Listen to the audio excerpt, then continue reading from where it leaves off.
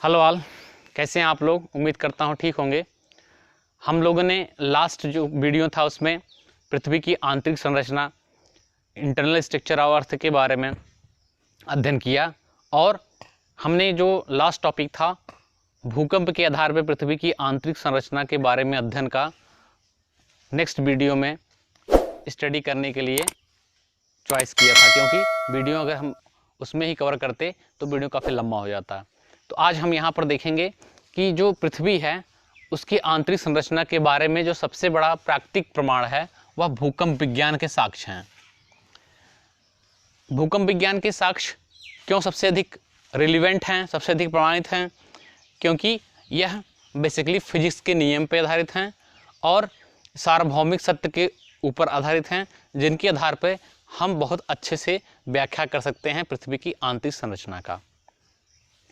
जब किसी भी स्थान पे भूकंप उत्पन्न होता है तो वहाँ पर मुख्यतः 3 प्रकार की लहरें उत्पन्न होती हैं। ये लास्ट वीडियो में मैंने बताया था आपको, यहाँ मैं फिर थोड़ा सा रिवाइज करना चाहूँगा। जो भूकंप होता है, सबसे पहले जहाँ भूकंप आता है उसे हम भूकंप मूल कहते हैं, और उस सरफेस के ऊपर, जैसे मान लीजिए पृथ्वी है, ये पृथ्वी के अंदर अगर इस जगह पे भूकंप आएगा तो इसको हम कहेंगे भूकंप मूल या फोकस। इसको हम कहेंगे भूकंप मूल या फोकस। और सबसे पहले इसके जो तरंगे हैं सबसे पहले हिट करेंगे इसके ऊपर वाले प्लेस को, इसे बोलते हैं अधिकेंद्र। इसे बोलते हैं अधिकेंद्र या एपिसेंटर भी बोला जाता है। एपिसेंटर, ये मैंने लास्ट वीडियो में बताया था, इसको मैं फिर रिवाइज कर रहा हूँ, उसको दिमाग में रखिएगा। तो जब भूकंप उत्पन्न होता है तो मुख्यतः 3 प्रकार की लहरें उत्पन्न होती हैं। Means there is 3 types of waves. 3 प्रकार की वेव्स उत्पन्न होती हैं। पहला जो है प्राथमिक अथवा अनुदैर्ध्य लहर कहा जाता है, जो पहली है। प्राइमरी और लॉन्गिट्यूडनल वेव कहा जाता है, इसको कंप्रेशनल वेव भी कहते हैं। सेकंड जो होती है आड़ी अथवा गौण लहरें कहा जाता है, सेकेंडरी और ट्रांसवर्स वेव कहते हैं, और डिस्टोर्शनल और एस वेव भी कहा जाता है। सेकेंडरी वेव को एस वेव भी कहा जाता है, इसको याद रखिएगा। थर्ड जो है वो धरातलीय लहरें या सरफेस वेव इसको कहते हैं, और लॉन्गी पीरियड वेव्स भी कहते हैं, इसको एल वेव्स भी इसको कहा जाता है। जो धरातलीय या सरफेस लहरें हैं इन्हीं को, सरफेस लहरों को हम क्या कहते हैं? एल वेव्स कहते हैं, याद रखिएगा। और सेकेंडरी वेव को एस वेव कहते हैं। सेकेंडरी वेव्स को हम लोग क्या कहते हैं? एस वेव्स भी कहते हैं, इस फैक्ट को याद रखिएगा। तो मुख्यतः 3 प्रकार की यह लहरें उत्पन्न हुई जब भी भूकंप आया। इन लहरों की प्रकृति के आधार पर हम पृथ्वी की आंतरिक संरचना का वर्णन कर सकते हैं। इन लहरों की प्रकृति के आधार पर हम पृथ्वी की आंतरिक संरचना का वर्णन कर सकते हैं, क्योंकि ये तीनों लहर 3 प्रकार के मुख्य रूप से गुणों को प्रदर्शित करती हैं भिन्न भिन्न चट्टानों के अंदर। तो यहाँ पर हम ये एक जो सिस्मोग्राफ होता है, भूकंप सिस्मोलॉजी भी को भूकंप विज्ञान कहा जाता है, और जब भूकंप उत्पन्न होता है उन तरंगों को सिस्मोग्राफ के ऊपर हम क्या करते हैं? रीड करते हैं, उसका हम अंकन करते हैं सिस्मोग्राफ के ऊपर। तो अगर सिस्मोग्राफ में हम देखते हैं कि 3 प्रकार के ट्रिमोर आते हैं, 3 प्रकार के झटके आते हैं। सबसे पहले जो होता है प्राइमरी या पी वेव्स आती है। यह क्या होता है? यहाँ इस प्रकार से हल्के झटके होते हैं, पी वेव्स, प्राइमरी। सबसे पहले जो आएगा वह प्राथमिक लहर, कुछ समय बाद उसके क्या होगा? सेकेंडरी वेव्स, द्वितीयक लहर आएगी या यस वेव्स की उत्पत्ति होगी। फिर तीसरे में जो होता है वह सरफेस वेव या लॉन्गिट्यूडनल वेव या उसको यल वेव कहते हैं, इसकी उत्पत्ति होती है। यहाँ पर ये दिखाया गया है, पहले पी की उत्पत्ति होगी, फिर एस की होगी, फिर यल की। तो इस प्रकार से 3 झटके हमें महसूस होंगे सिस्मोग्राफ के ऊपर। अब हम देखते हैं कि इन तीनों लहरों का गुण क्या है।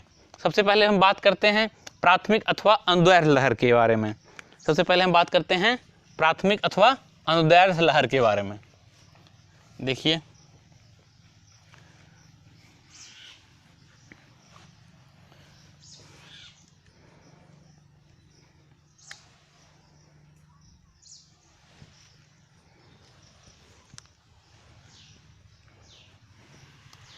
तो फर्स्ट हमारा है प्राथमिक अथवा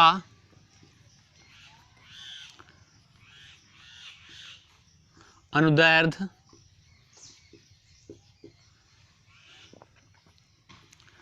लहर। इसके बारे में हम जानते हैं, इसकी प्रकृति के बारे में। ये जो प्राथमिक या अनुदैर्ध्य लहर होती है, इसकी जो प्रकृति होती है वह ध्वनि तरंगों के समान होती है। इसकी प्रकृति कैसी होती है? इसकी प्रकृति ध्वनि तरंगों के समान होती है। किसके? इसको याद रखिएगा, ध्वनि तरंगों के समान।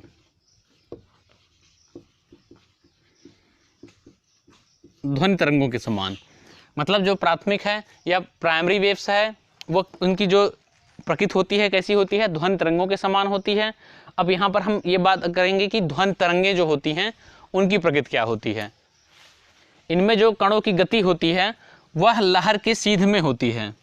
जैसे सपोज दैट ये लहर उत्पन्न हुई और इनमें जो कणों की गति होगी, मान लीजिए पार्टिकल हैं, इसमें जो कण हैं उनकी गति क्या होगी? लहर की दिशा में होगी। ये ध्वनि तरंगों की विशेषता होती है। और सेम जो है ये प्राथमिक अथवा अनुदैर्ध्य जो तरंगे हैं, इनके अंदर भी यही गुण पाया जाता है कि जब ये उत्पन्न होती हैं तो इनके कण लहर अथवा जिस दिशा में वह गति करती है उसी के दिशा में उसके जो अणु हो, जो मतलब कह सकते हैं जो पार्टिकल होते हैं चट्टान के, वह भी उसी दिशा में कंपन करते हैं। सेकंड हमारा क्या है? दूसरा है सेकेंडरी वेव या द्वितीयक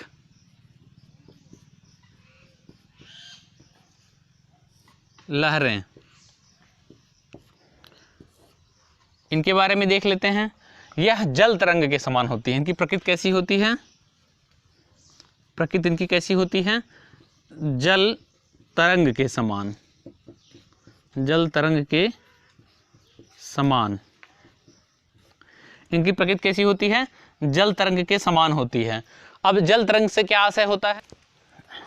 जल तरंग मतलब जल तरंग या प्रकाश तरंग के समान होता है इनकी प्रकृति, प्रकाश तरंग के समान।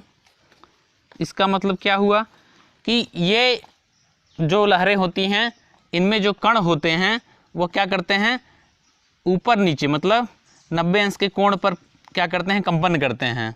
जैसा आप देखते हैं कोई तालाब है, उस तालाब के अंदर अगर आप एक पत्थर मारते हैं तो क्या होता है? ऐसे ऊपर नीचे उठती हुई तरंगे दिखती हैं आपको, एक ही जगह पर ऊपर नीचे करती हैं। यहाँ पर क्या था कि यहाँ पर कण जिस दिशा में ये मान लीजिए पार्टिकल है, तो जिस दिशा में ये तरंग गति कर रही है उसके इस प्रकार से मतलब इस तरफ उसका आयाम था, और यहाँ आयाम इसका ऊपर और नीचे की तरफ है 90 अंश पे। तो ये इसकी ये द्वितीयक लहरों की विशेषता है, या गौण लहरें जिसको हम कहते हैं, या सेकेंडरी वेव या एस वेव भी कहा जाता है इसको। तो एस वेव की ये विशेषता है, इसको दिमाग में रखिएगा। अब हम लोग थर्ड लहर के बारे में बात करते हैं, सरफेस वेव की बात करते हैं।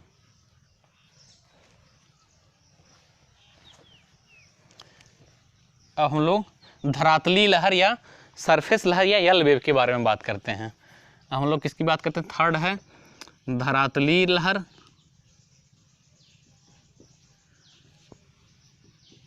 सरफेस वेव भी कहते हैं या यल वेव्स भी इनको कहते हैं। यल वेव्स की क्या विशेषता है? यल वेव्स जो होती हैं ये संपूर्ण पृथ्वी का चक्कर लगा के पहुंचती हैं फिर उसी स्थान पे। जैसे सपोज दैट ये पृथ्वी है आपकी और यहाँ पर भूकंप पैदा हुआ तो ये अंदर की तरफ नहीं जाएंगी पृथ्वी के, ये क्या होगा? पूरे पृथ्वी का चक्कर लगाती हुई फिर उसी स्थान पे पहुँचती हैं। तो ये सबसे ज़्यादा इनको दूरी तय करनी पड़ती है, किसको? एल वेव्स को। लेकिन ये सबसे विध्वंसक तरंगे होती हैं। जो भूकंप के आने पर सबसे अधिक विध्वंस जो होता है वह यल वेव्स के कारण ही होता है।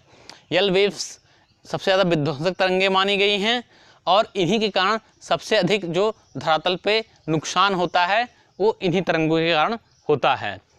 अब हम आगे देखते हैं कि किस प्रकार से हम ये पाएंगे कि पृथ्वी के अंदर कितनी परतें हैं इन तरंगों के आधार पर। हाँ, शुरू करो। तो हम यहाँ पर तीनों लहरों के गुण के बारे में, प्रॉपर्टी के बारे में देखते हैं, पी, एस और यल के। तो यहाँ पर एक फिगर दिया गया है कि किस प्रकार से जो ये भूकंपीय लहरें हैं वह गति करती हैं। क्योंकि जो यस लहर होती है वह जल के अंदर लुप्त हो जाती है, अर्थात वह जलीय क्षेत्र में या जो तरल या लिक्विड क्षेत्र है उसके अंदर वो गति नहीं कर सकती हैं। इस बात को हमें दिमाग में रखना है। यहाँ पर हम अगर फिगर में देखते हैं तो अगर भूकंप यहाँ उत्पन्न हुआ तो भूकंप से जब तरंगें निकली, क्योंकि जो सरफेस वेव है, यल वेव है, वो तो क्या करेगी, वो मान लीजिए यहाँ से उत्पन्न हुई तो वो इस प्रकार से गत करेगी बाहर की सरफेस पे, वो अंदर की तरफ नहीं आएगी, इस प्रकार से गत करते हुए फिर यहीं पहुँचेगी आकर के। तो यल वेव अंदर की तरफ नहीं जाएगी, तो हम इंटरनल स्ट्रक्चर जानने में यल वेव का उपयोग नहीं कर सकते हैं। बची कौन सी? बची हमारे पास पी और यस वेव्स, जिनमें कि यस वेव जल के अंदर प्रवेश नहीं कर सकती हैं, वह लुप्त हो जाती हैं यदि कोई लिक्विड है या तरल पदार्थ है। मतलब तरल अवस्था में अगर कोई चीज़ है तो उसके अंदर यस वेव क्या होगी, लुप्त हो जाएगी। ये फिजिक्स के द्वारा प्रूफ है ये चीज़। तो यहाँ पर हम जब देखते हैं, जब अध्ययन किया गया तो ये पाया गया कि जब भूकंप उत्पन्न हुआ तो पी वेव्स तो हर जगह मिली, पी वेव्स तो हर जगह मिली, लेकिन जो यस वेव थी ओल्डहम महोदय के अनुसार 120 डिग्री के आसपास जाके लुप्त हो गई। ये ओल्डहम के अनुसार 120 डिग्री के आसपास जाकर के यस लहरें लुप्त हो गई और अपोजिट साइड पे हमें यस लहरें नहीं मिली। मतलब अगर भूकंप यहाँ आया तो जस्ट इसके अपोजिट हमने यहाँ पर देखें तो पी लहरें तो हमें मिली, लेकिन यस लहरें नहीं मिली।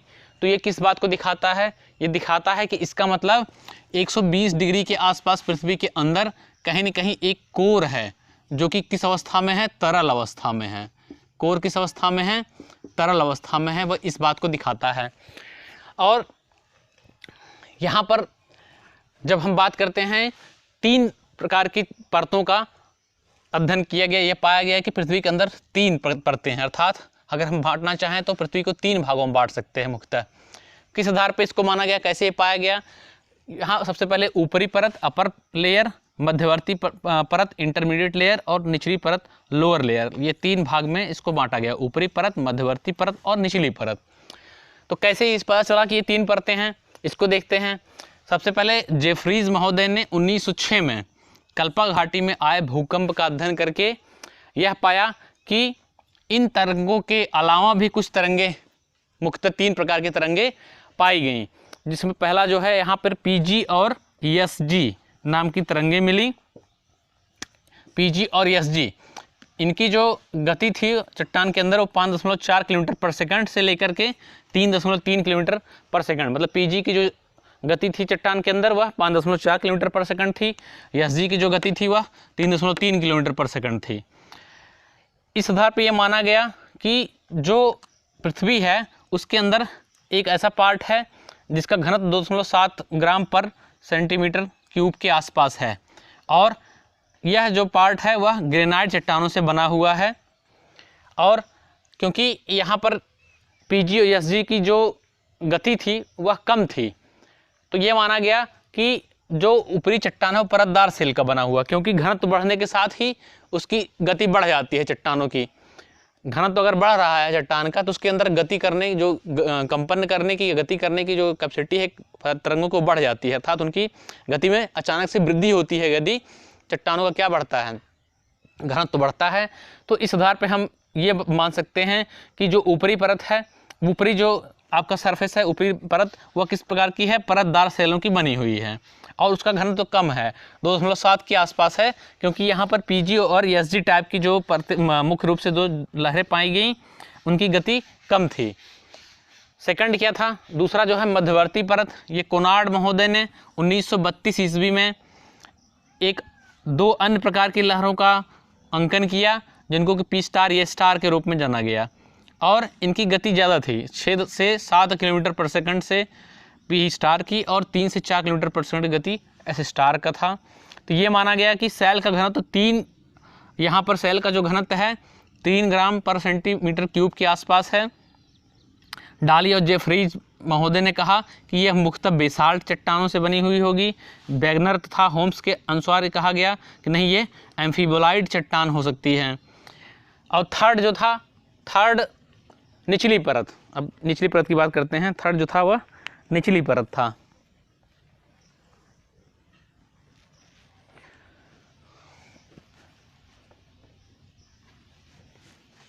निचली परत,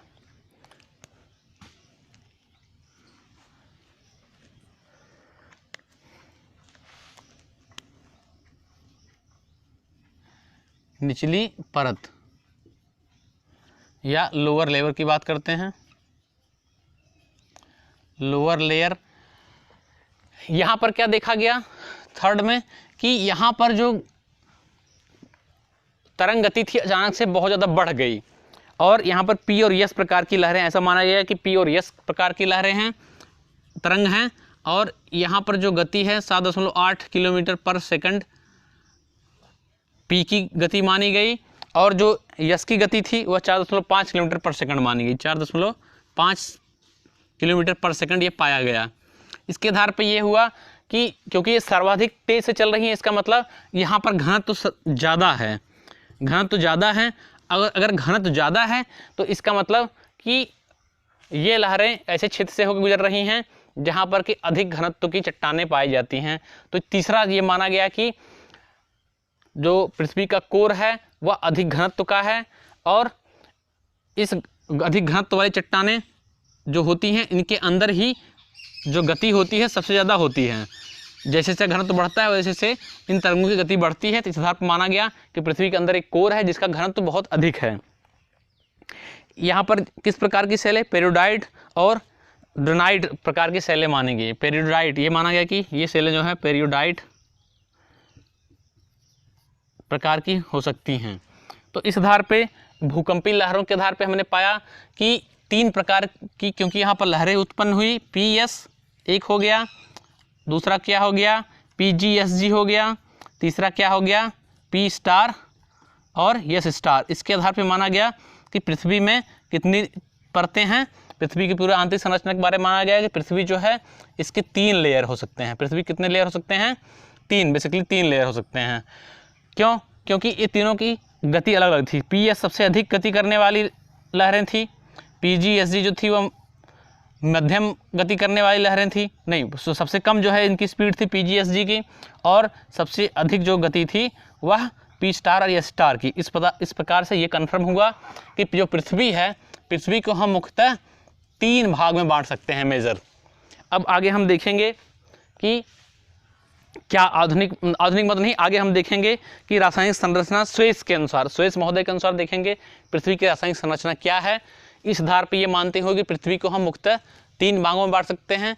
स्वेस महोदय ने ही सियाल, सीमा और नीफे का कॉन्सेप्ट दिया, जो कि आप लोग पढ़ते होंगे, आप लोगों के बहुत बार बहुत बार किताबों में मिला होगा। स्वेस महोदय ने सबसे पहले सियाल, सीमा और नीफे ये 3 कॉन्सेप्ट दिया स्वेस महोदय ने। इसको हम अगले वीडियो में देखेंगे। अगर आपको वीडियो अच्छा लगता है आप उसको मिल रहा है तो उसको लाइक करिए, सब्सक्राइब करिए। Thanks for watching.